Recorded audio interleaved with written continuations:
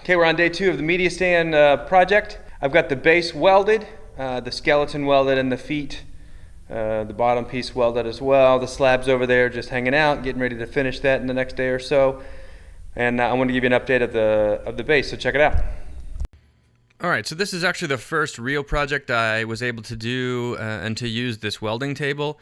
And it's really nice actually to have. I'm pretty surprised that I went as long as I did without being able to clamp down everything. You see I've got 6 or 8 clamps right here, and it's very, very handy to clamp something down because you know it's not going to move. When you weld, you know, the steel heats up and then it flexes and it moves, and that's always been the biggest problem I've had, is just steel moving and then having to fight it. But now I can clamp it down, let it cool and move as it's clamped, and so it doesn't hardly move as much or at all.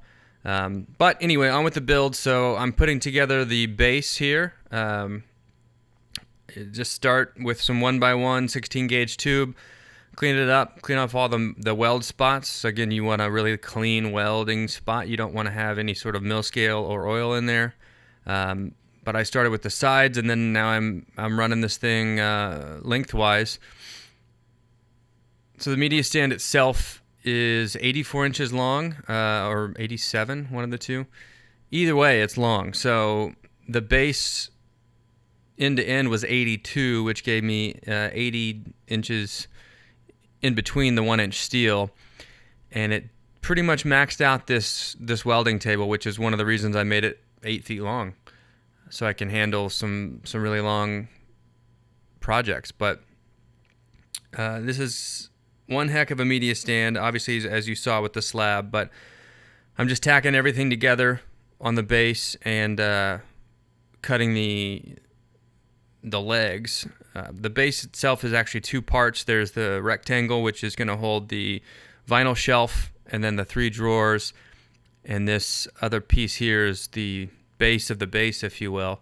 It's the legs, and so I'm using 1x2 16 gauge steel to make that. And again, clamping everything down, I don't know how I worked so long without it, but it's pretty awesome.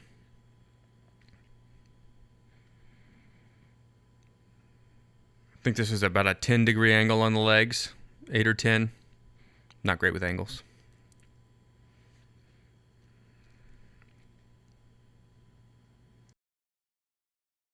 So here it is. It's the skeleton of the base. These currently are 2 separate pieces, and I'll kind of weld them together once I get everything finalized. But that's it. This new welding table really came in handy so far. I do really enjoy having it.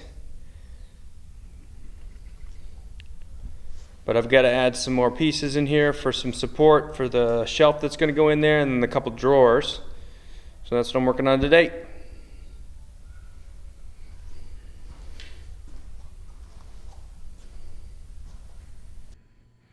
So in this video, I chose to do a lot of time-lapse work because when I weld a base, it's a lot of tedious measuring, clamping, tacking, and it just makes for a lot of footage. So time-lapse, it's easier for me to do on a welding base like this. But right now, I'm actually welding the shelf for the vinyl and the 3 drawers, and I'm tacking it all together before I put it into the little rectangle part of the base.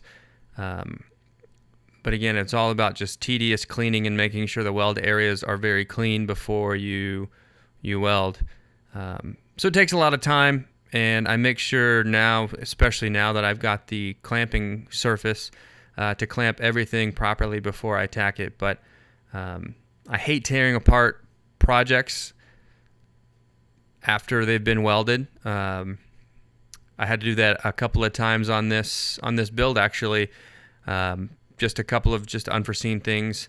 I had to cut some welds and re-weld it, but that's kind of all part of the custom furniture process. But here I'm just tacking everything in place. I'm able to just kind of do that one at a time, spacing it out. So like I said earlier, it's 80 inches on the inside. And so that made the shelf area, or the drawer area, about 27 each on the faces, and then 26-ish or so with the 1x2 steel. excuse me, the 1x1 steel. I like to use 1x1 because it's very small in comparison to some other stuff, and I like more clean lines, more minimal steel, especially when I'm mixing it with a big, thick, kind of hardy walnut slab. The contrast of the scope of the kind of thinner steel and the thicker stock slab really go well together, I think. But here I'm just grinding out all the welds for all the corners and the bracing for the shelf and the drawers. I like to leave the grinding areas and the welding areas exposed, and it just gives it, again, a nice contrast that I like to have.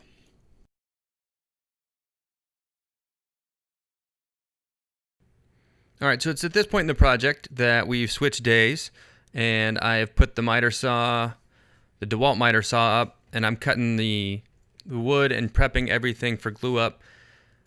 The way I like to work, you saw I just broke that giant piece of walnut down actually into 2 or 3 pieces.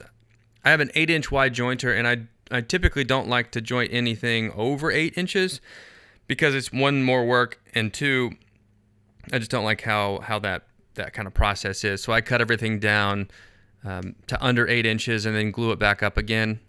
Personally, I like that, and I can get glue joints pretty hidden that way. That the naked eye typically won't tell that it's 2 pieces, 2 or 3 pieces from the same piece. But I'm planing it down to final thickness, or almost final thickness, before I'll drum sand it. But this is a lengthy process too, but it's worth it. I could, do the same with the slab and flatten it that way, but I don't like to do that. Running everything through the table saw, getting good glue joint prep before I actually glue it up. Because you'll see me, there's the big shelf that I've cut down into 3 pieces. And this is the final glue line on the jointer. I like to joint it, plane it, table saw rip it, and then joint it one more time before I finally glue it up. And I use these great Bessie parallel clamps. They're expensive, but they are worth it. And these are actually the drawer fronts. You'll see they're not your typical drawer fronts, and you'll see that here in a bit, maybe the next video. But again, it's the same process, just gluing them up.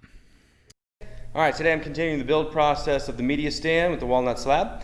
Yesterday I glued up a bunch of panels for the bottom shelves and the side, and then the middle shelf. Let me show you so far where I am and the carnage from the glue up.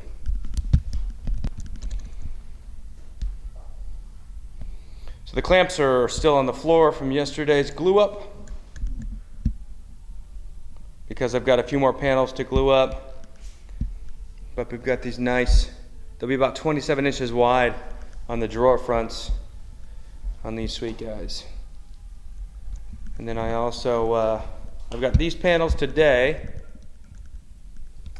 So today these panels will get glued up, actually, as a matter of fact, in the next 20 minutes. And then we have the main shelf, which has this really cool live edge on it, and that's gonna stay. I'm not gonna fill that with epoxy, so. All right, well, let's continue the build, shall we? Oh, before I let you go, this is kind of the mock-up. Right now it's sitting on a couple of stickers just to keep the slab off of the base, but that's what it's ultimately gonna be. All right, and so this is actually the next day, and I'm gluing up the final pieces, which are the sides. I case this thing on the sides and the front, but leave the back open because this is gonna house audio components. Here I'm actually filling a little epoxy, and now this is the same morning after I've glued up the sides. I am final sanding the slab top and bottom. I'm not going to show you all of that, but it probably took me a couple hours to do this. I take sanding pretty seriously, and I'm pretty meticulous. I hate seeing sanding scratches, even though it's unavoidable, because that's what sanding does. It creates scratches. I hate it, and so I do everything I can to make that as fine as possible. I sanded this to 220, and then as I finish it here coming up, you'll see I use Scotch-Brite pads, and sometimes I'll also use 4/0 steel wool. But here I'm using the Mirka sander, and I go from 120 to 180 to 240 with the Mirka pads, with the Mirka abrasives, and that's my sanding process. I don't typically sand higher than that. I used to, but now 220 is kind of where I've settled on.